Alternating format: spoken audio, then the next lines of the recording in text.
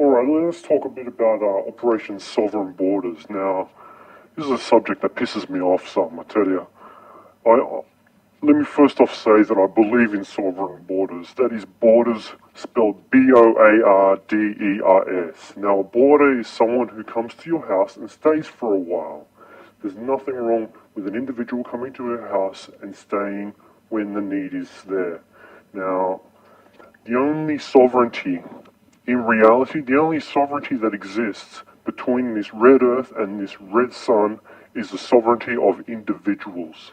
All this other pseudo-sovereignty that we see in nation states and under the guise of nation states and such is extraneous, it's superfluous, it's rubbish, it's all fake, it's all a political power play, and that's all it is. It's all unnecessary and none of it is innate. In terms of boat people coming here on boats, because that's what this is really all about. The fear of people coming over here, the concerns that are raised. Now, what are these concerns actually based upon? Is it security? There is no link between boat people arriving, asylum seekers, and a security threat to Australia. None whatsoever. None while they're getting their visas processed, and none while they're being housed. There's no threat at all.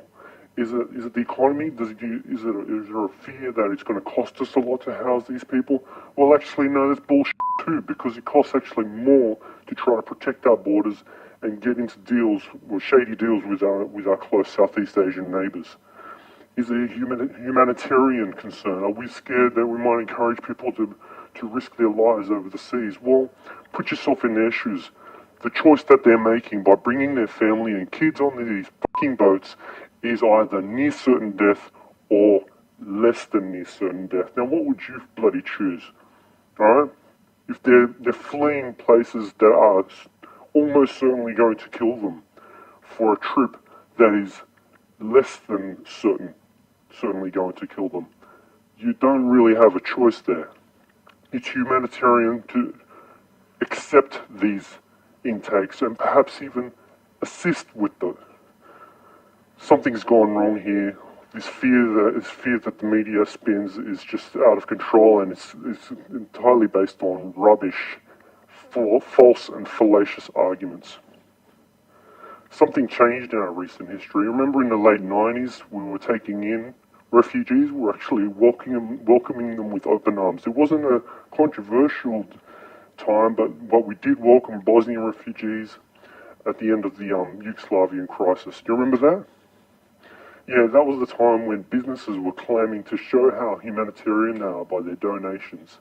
Donations like a certain TV channel who would provide stationery and unsold merchandise to a sitcom called Just Shoot Me to these refugees. Sure, some of them went back, some of them were assimilated into the population. There have been no negative consequence to that.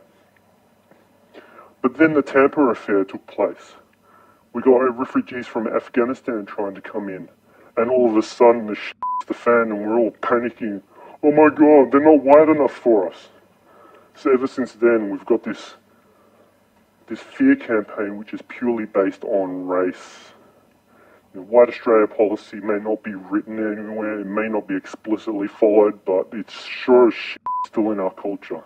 Let's call it what it is and deal with it properly.